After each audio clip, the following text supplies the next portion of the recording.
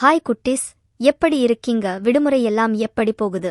சரி, லீவு நாட்களில் பொழுது போவதற்காக என்ன செய்றீங்க? இந்தியாவில் உங்க போட்டோ இடம்பெற ஒரு வாய்ப்பு இந்த கோடை விடுமுறையில் கிடைச்சிருக்கு, தவற விடாதீங்க. சரி, இன்னைக்கு ஒரு முட்டாள் செய்த காரியத்தால் என்ன நிகழ்ந்தது என்று பார்க்கலாம். மது அந்த கிராமத்தில் ஒரு எளிமையான வாழ்க்கை வாழ்ந்து வந்தான். அவன் மனைவி அவனை எப்போதும் திட்டிக் கொண்டே இருப்பாள். ஏனெனில் மது ஒரு முட்டாள். எந்த செயலையும் அவனாக செய்ய மாட்டான்.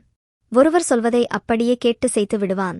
அது சரியா தவறா என யோசித்து அவன் செயல்பட்டது இல்லை. இதற்காகவே மனைவியிடம் அதிகமாக திட்டு வாங்குவான்.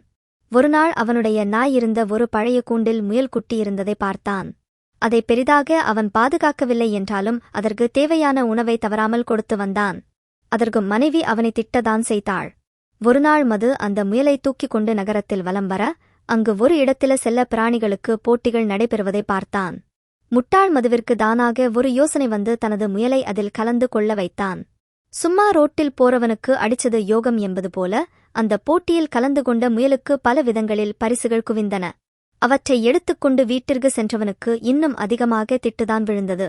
ஏனெனில் அதில் எதுவுமே மனைவிக்கு உபயோகப்படுமாறு இல்லை.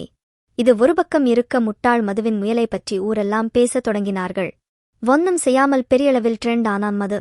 அவனது முயலை பார்த்தவர்கள், இதுவா பரிசுகளை வென்றது, இப்படி அழுக்காக இருக்கிறதே என பார்த்து விட்டு சென்றார்கள்.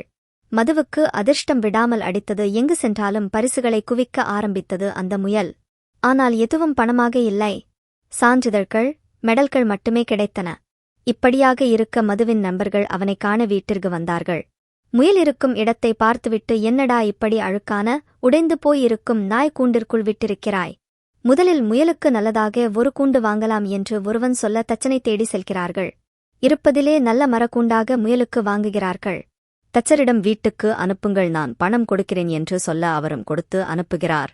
இப்போது முயலுக்கு உணவு வைக்கும் தட்டு ரொம்ப அழுக்காக பழையதாக உள்ளது. அது பெயர் போட்டு வெள்ளியில் வாங்கலாம் என்று இன்னொரு நண்பன் சொல்ல அதையும் வாங்கி வருகிறான். முயல் படுப்பதற்காக மெத்தை, அதை சுத்தம் செய்வதற்காக வாரம் ஒருமுறை ஆள் என அனைத்திற்கும் செலவு செய்ய வைக்கிறார்கள். நண்பர்கள் பேச்சை கேட்டு பணம் இல்லை என்பதை மறந்து எல்லாத்தையும் வீட்டிற்கு வர வைக்கிறான். வீட்டிற்கு வந்த பொருட்களின் விலை அவன் கையில் இருப்பதை தாண்டி அதிகமாக தேவைப்பட்டது. மனைவியிடம் கேட்க, இவன் முதல் என்பதை அறிந்த மனைவி கொடுக்க மறுத்துவிட்டாள். பின்னர் கடன் வாங்கி அதையெல்லாம் சரி கட்டி அடுத்த போட்டிக்கு தயாரானான் மது. முயலை அழைத்து கொண்டு செல்ல, அவனது முயலுக்கு ஒரு பரிசுமே கிடைக்கவில்லை. அதிர்ச்சியான மதுவிற்கு துக்கம் தொண்டையை அடைத்தது. ஏன் பரிசுகள் கிடைக்கவில்லை என யோசித்து கவலையில் மூழ்கினான். அப்போது நண்பர்கள் வந்து முயல் வெற்றி பெற்ற சான்றிதழ்களை கேட்க கொடுத்தான் மது. அதில் மிகவும் மோசமாக வளர்க்கப்படும் செல்ல பிராணி என்ற விருதை பெற்றுள்ளது இந்த முயல். மொத்தமாக அதிர்ச்சியான நண்பர்கள். நீ முட்டாள்தான், ஆனால் எந்த அளவுக்கு என்பதை இப்போதுதான் பார்க்கிறோம் என அவனை திட்டி சென்றனர்.